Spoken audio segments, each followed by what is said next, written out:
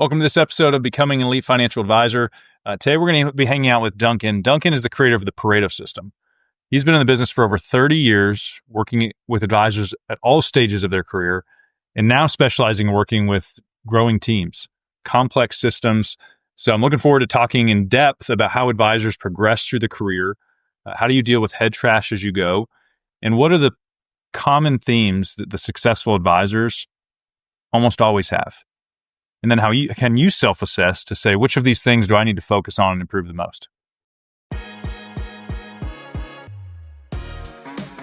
Duncan, thanks for being here. Stan, thanks. I enjoyed our recording on your podcast we did recently. Time flew by on that one. That was fun. Yeah, it was good. We covered a lot of ground. Well, I'm glad you're here. I'm sure a lot of people are listening, have heard of your stuff, have run into your teachings, but for those that have not, if you can give us your background and your system, kind of what brought you to where you are now, because you've been doing this for 30 plus years. Yeah. Classic 30-year overnight success story. I eased into this business accidentally. I had some friends that were in the financial services business. And in my previous business, I had clients that were financial advisors. And I had a friend who said to me, hey, look, if you want to make any real money, get into the business of money, because that's where it all is. Thought that's pretty profound. And what I realized is that the enlightened financial advisor was not just focused on their technical ability, their core competency as an asset manager. They also realized that they were managing a business and they were managing people. And they placed as much importance on practice management and relationship management as they did on wealth management. And so that became my niche, providing best practices and insights that were proven and actionable. And, lo and behold, it caught on. I thought all financial advisors kind of had it all figured out. So I guess there's enough of us that need help that keep you busy. Well, in actuality, and this is the irony, is that the people who like what you and I do the most actually need it the least. Right? There's nothing wrong. There's nothing broken, but they're so fixated on plateau avoidance and professional contrast, right? So becoming the best version of themselves and putting distance between themselves and the pack, that they keep working on their business and working on themselves. And again, the incrementalism of that mindset starts to compound over time. How do you handle your level of patience with advisors? Because there's sometimes I'm with them, and maybe it's because I see myself in them when I was a young advisor, if like they're not seeing it and you want to shake them, and you're like, if you would just listen. And to your point, the studs that are successful are just getting more successful because they keep doing the right things. But there's a big chunk that maybe aren't open to new ideas, think what they're doing is the best thing. How do you tolerate that these days? Well, first of all, I'm at peace with somebody else's sense of urgency. I mean, I've accepted the fact that I can't want it more than they do. And the Confucius mentality is that when the student is ready, the teacher will appear. So fortunately, our fit process, we don't work with somebody just because they can afford to pay us. We want to make sure that their mindset is aligned and in sync with ours. And we future pace and set expectations that align with theirs. And then we're very patient. We're not trying to, hit grand slams. It's a lot of singles and doubles. And that, again, compounds. But again, I'm at peace with the pace. Love that. Yeah. I think about the guys I play golf with that just hit it, 50 yards shorter, but straight. And they seem to have a much better day on the course than I do sometimes. Well, they've got all the shots, right? It's not just the awe of, the bomb off the tee box. I mean, they've got every shot, and it's very subtle. Yeah. So as your systems progressed over time, you've written books. And I know in my experience of being in this coaching game, it's like I'm saying something and then eventually it turns into where it's like, hey, I'm saying the same thing a lot. Like I can probably put a framework around that. You're so far ahead of me in that. I'm sure there's times where you're like, hey, this sounds like a good idea, but it didn't really flush out to be a system. But now you have systems and you have books. What would you say through all of that? Like, this is my superpower now. This is the thing I do best. Well, first of all, I mean, these are city miles. right? I've been at this a long time. You are much further ahead at your stage in life than I was. The one thing I did figure out is that crowdsourcing Hmm. is very, very effective, where I'm not trying to be the innovator. There's a dynamic stand in the world of coaching of what I would call co-opetition, where if I just have a lot of conversations with thought leaders like you and with clients, I can assimilate and bring a lot of this stuff together. And a lot of people give me credit. They say, "Oh, wow, you're so creative." For me, creativity is just my ability to conceal my sources. Strong. So if you give me a good idea and I go, "Hey, that's a good idea," the first time I talk about it, I'll say, it's like Sten said. The Nice. second time, it's like somebody said. Third time, it's like I've I always, think I said that. like I just take it on. I love that. It's great. And I heard somebody tell me once, they said, hey, at any point in time, you can just call something and it becomes yours. Just come up with a neat name and call it a thing. And it's like, oh, you're actually all allowed to do that. And so the message needs an identity, but the messenger needs conviction. There you And people feed off that conviction. So yeah, you just got to sit up straight and have really good solid tone. And yeah, it's real. Yep. So when you got into the business, the advisory coaching business, working with entrepreneurs, helping them with their practice systems, did you say, I'll work with anybody? And then over time, I know now you're working with pretty established teams, large teams. And is that kind of your sweet spot now? Well, yeah, I mean, it's like a financial advisor in the early days. I mean, can the client fog a mirror? Do they have a pulse? I mean, I'll work with anybody. Just give me a shot. Yep. And then you get some momentum, and then you realize, look, I've got 24 hours in the day, and you make the shift from being all things to all people to all things to some people. And the beauty is you get to grow up market and sometimes even grow down the number of relationships you're managing so that you can, work with clients where you're managing more complex needs. So that's the key about being disciplined, being patient, and letting things compound. Disciplines compound. It's, the rule of 72 does not just apply to money. Okay. Disciplines compound, neglect compounds. And the irony is neglect compounds faster. So it's like going to the gym. I mean, you go to the gym for 3 weeks, that can all be undone by 1 week of neglect. Right. So if you play the long game, you stay true to the compounding nature of your value. You make tweaks and adjustments. It enables you to grow up market. So that's what's happened with us, where we created a one-to-many deliverable for advisory teams that weren't as complex, so they could still buy into our philosophy and approach, and then a one-to-one deliverable for the advisors who are a little further down the track. Nice. Okay. Good. Well, I know conversations we've had in the past, and I resonate with this. I've broken into different seasons, but I do think there's these kind of life cycles of advisors, and I don't know if you're really able to skip them, but I think you can maybe accelerate your way through them.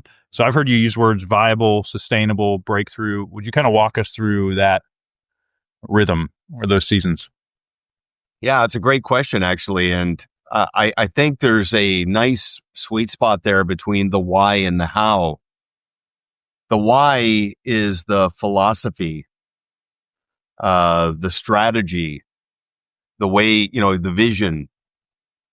That's the mindset. That's very, very key. And, so first of all, I would say that the most important philosophical aspect of the enlightened advisor is that it's stewardship, not salesmanship. So you're not asking a client to buy something. You're asking them to buy into something, buy into a process, buy into a meaningful long-term relationship, and buy into a client experience, not buying products. Okay. So if you think about that by virtue of contrast, the transactional advisor who's pumping up the leaky tire putting sand in a shopping cart. They're gauged on products, pricing, and performance. Okay. And they're going to be commoditized out. Right. And then on the other side, you ask a client to buy into a meaningful relationship with good people, a solid practice, and a panoramic and all-encompassing process. That in and of itself will give you professional contrast. Okay. So that's the why. The how is just the roadmap and the ability to delay gratification. It doesn't happen overnight. And just having a real disciplined approach to letting this thing build and adopting best practices and, running a business like a business. Like this advisor over here has a book of business. That's over. Having an actual business and running it like a business, that's what's separating the best from the rest. So on one side, Stan, long-winded answer, but you've got advisors who are coasting, minimal adaptation. They're on a collision course with a plateau or obsolescence. You have advisors who are cresting, which means they're still growing, but they haven't gotten out in front of their capacity issues, which is why we have advisors who are growing down. I mean, I've had advisors, Stan, who come to us with 400 clients, making a lot of money, and they're miserable because they have no personal life. There's stuff going on at home that's not ideal. And we tell them, look, you've got to right size. You've got to disassociate. It's costing you more than it's getting you. And that mindset creates liberation and order, and how to deploy that is very key. So coasting, cresting, climbing, the ones who are climbing, adopt best practices, proven strategies. They delay gratification. They future pace, which means clients, team members, they're bought into the vision. They're bought into where this is all going. Again, that's kind of a bit of a word salad there, but No, that's great. That's the distinction, I think.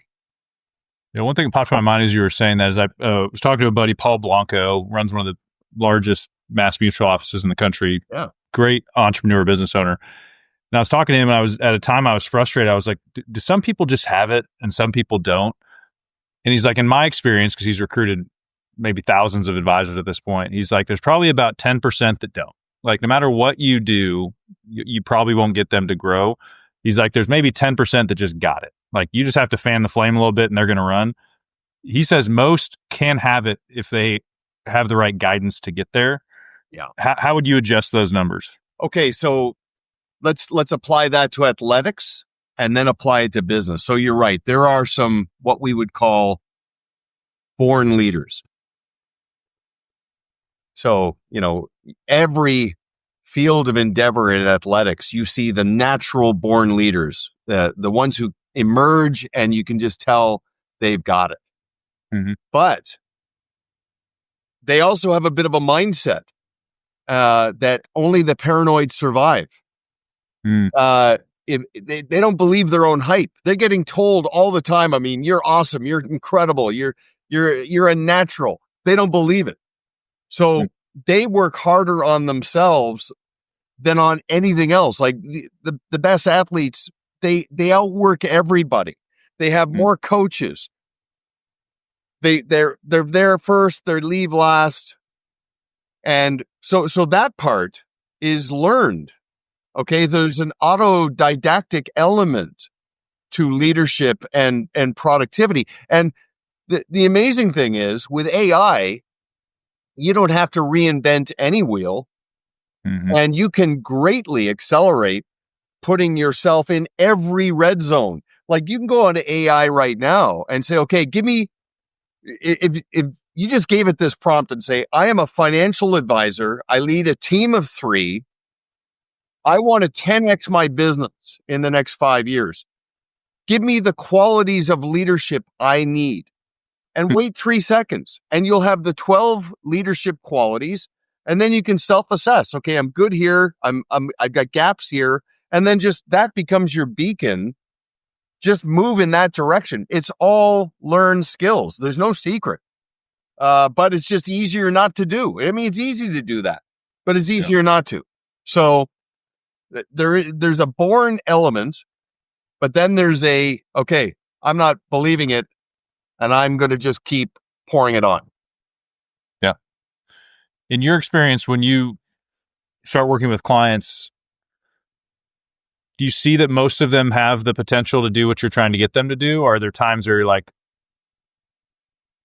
they may not get where I hope they would? Now my shift is getting them to kind of their full potential and then contentment? Or is it this constant drive all the time? What's the... Okay, so that's again another enlightened question, and the irony is that I don't want people to work harder necessarily, because balance, there's a sweet spot there.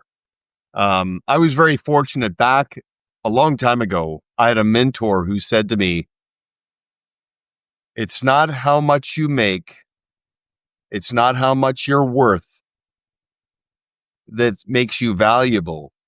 It's who you become that makes you valuable. And so the business is supposed to serve your life, not the other way around. So the KPI for me is, does the business serve your life? Like, do you have goals and aspirations and things that you're trying to accomplish in your life? The business is a means to those ends. Are you in that sweet spot? And if somebody can say yes, or they're moving in that direction, there's a bit of a self-fulfilling element to that where they are more productive. Yeah. There's diminishing returns and anticlimax to being that sort of one-dimensional, I'm going to crush it, be President's Club every year. And meanwhile, there's all this collateral damage and this wake of behind them of unfulfillment. So I want people to be in that sweet spot and things kind of fall into place. One thing I had to fight, I think there were things that people said to me like that when I was in my 20s that I just didn't understand or hear. Yeah.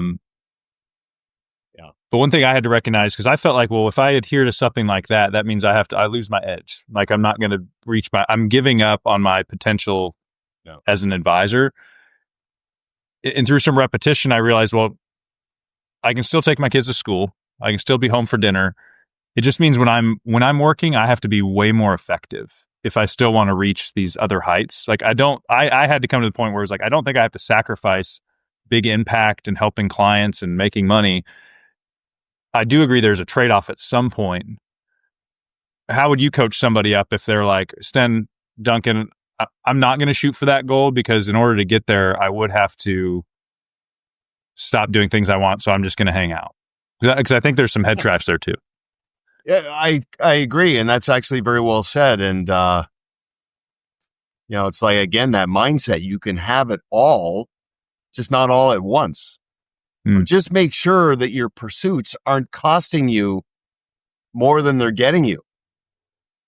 And don't trivialize some of the stuff that the accolades aren't as dramatic, because time, Sten, I still remember Y2K, 25 years ago, and it's like a blink. And I think the next 25 are going to go by even faster. So, but to your point, to get granular on that, if you really do buy into compounding and disciplines and incrementalism, so I ask advisors all the time, okay, so let's do a time audit. Let's do a week in the life. How do you expend your time? So a typical advisor will work 45 hours a week, let's just say. And let's break it down. 15 hours managing money, 15 hours managing their business, 15 hours managing their clients. And I say to them, okay, that's fine. But let's look at how that compounds out 12 months. And I say, okay, 2 of those 3 expenditures of effort are proprietary. 1 is commoditized. I'll never trivialize how somebody manages money, but that in and of itself does not give you professional contrast. So I have advisors now, Stan, who are, for all intents and purposes, getting out of the asset management business. And by that, I mean, they're outsourcing, automating, allocating, taking that first 15 down to 5, taking the 10 and plowing it into their business. plowing it into the client experience, plowing it into their proprietary process, and letting that compound. And that starts to really blossom. And the other thing is, if you think about blind spots in that have emerged in the last 5 years, advisors who are opening their eyes to the reality of alternative investments and reading the room when clients start asking about things like gold and blockchain. And, my buddy's doing a residential development, and reading that room in terms of, okay, the writing's on the wall there. I've got to expand my thinking around my process. It can't just necessarily be traditional markets. I have to build a panoramic approach that takes into consideration things that have emerged in the last 5 years. So again, bit of a mindset, but how they expend or invest time and then the compounding effect of that's pretty profound. Yeah. What have you found is like the biggest or hardest obstacle or breakthrough in an advisor's career? Is it I see a lot of advisors get stuck when they finally are just making enough money to be comfortable. And they're like, wow, I pay my bills. I got some extra money. And it's like, they almost need some type of catalyst or something to push them to say, but I can run a better business. Like, I don't have to work more, but I can be more effective.